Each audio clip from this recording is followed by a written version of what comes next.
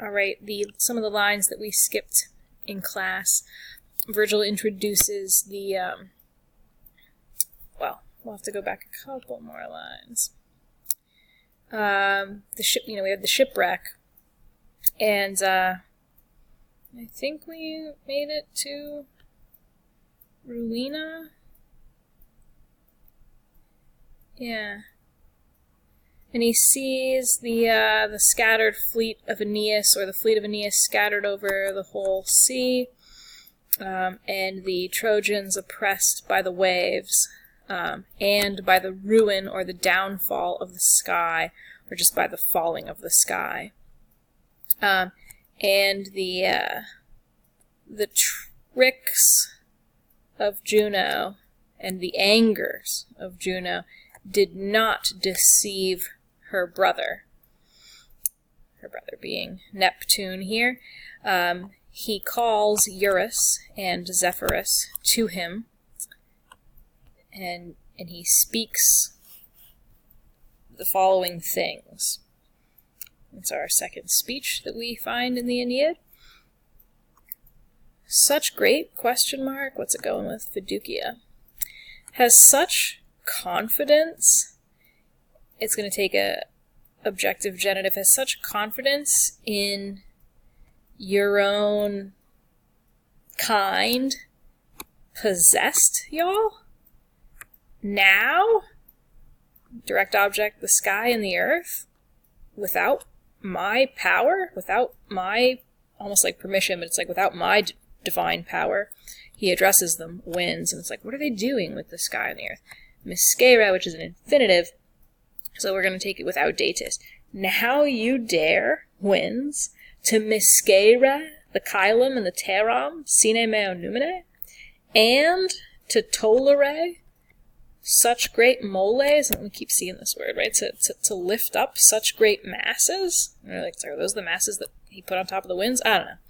Which and then he breaks off, grammatically breaks off. There's a name for this. I don't think you have to know it for the AP, but it is called aposiopesis, and it's when you just sort of trail off, like you're almost like interrupting yourself with emotion.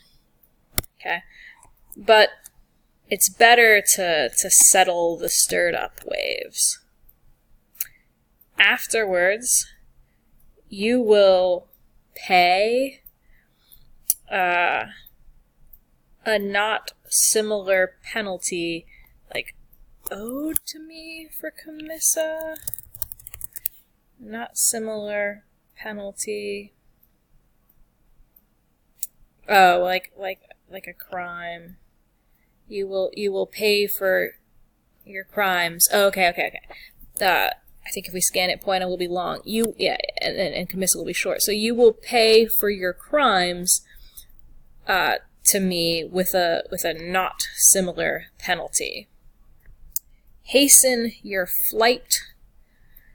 And what else? Connecting like things. Say these things to Regi Westro, to your Rex.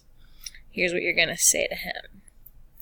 Not to Illy has the imperium of the Pelagus, the power of the Pelagus, and the Saiwum Tridentum. These things have not been datumed to Illy, but to Mihi, by lot. Okay, so the story goes that Neptune and Pluto and Zeus drew lots for who would have power over what sphere. And so the power of the sea, right, and also the Savage Trident were not datumed to that guy, but to Mihi. What does that guy get to do? That guy tenets Imania Saxa, huge rocks. Your domos, Eurus, right? Like your houses are rocks. He holds rocks, and those are your homes. And it's in a positive, right? So it's in apposition to the Saxa. Aeolus, like, may flaunt himself or vaunt himself or toss himself about in that hallway or that hall. and or let him would be a nice jussive subjunctive, right? We have options on how we translate the independent subjunctive. Let Aeolus hang out in that hall, and let him regnet in the clauso carcere of ventorum, in the closed stall or prison cell. But if we're continuing that horse metaphor, it's like a horse's stall at the racetracks, in his closed carcere of ventorum. So he's looking down on Aeolus's sphere because he dared to, the winds dared to do all this with, because Aeolus told them to. And ending a quote, we always get the, thus he speaks. And more swiftly than the ablative, than what was spoken, or more swiftly than his word, he placats the tumida aequora. He calms the swollen aequora. And what else does he do? He fugats, he puts to flight the collectas nubes. And what else does he do? He reducets the solem. Storm, gone, check, 3 steps.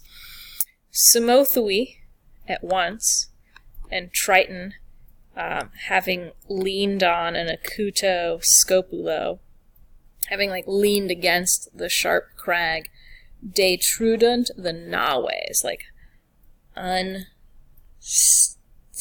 or detrudent. They push them out, force the ship. We could also say that. I lied. Let's put the acuto scopulo with the detrudent. Simothui at once, or at the same time, and Triton, having leaned on it, dislodge the ships from the sharp crag, ablative of separation. He himself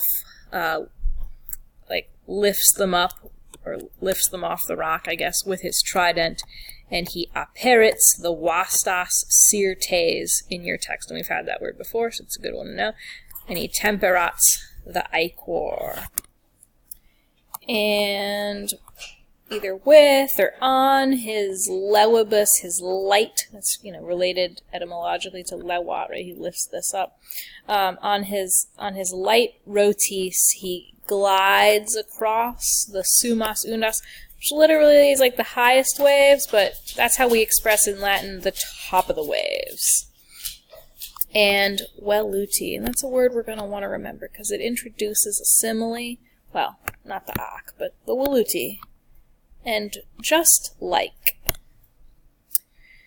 in a large group of people, when often what has arisen? Oh, a seditio.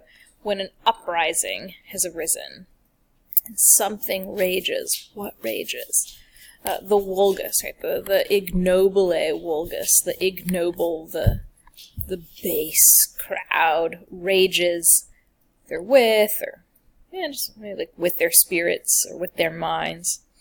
And now torches and socks, that word keeps showing up, fly, right?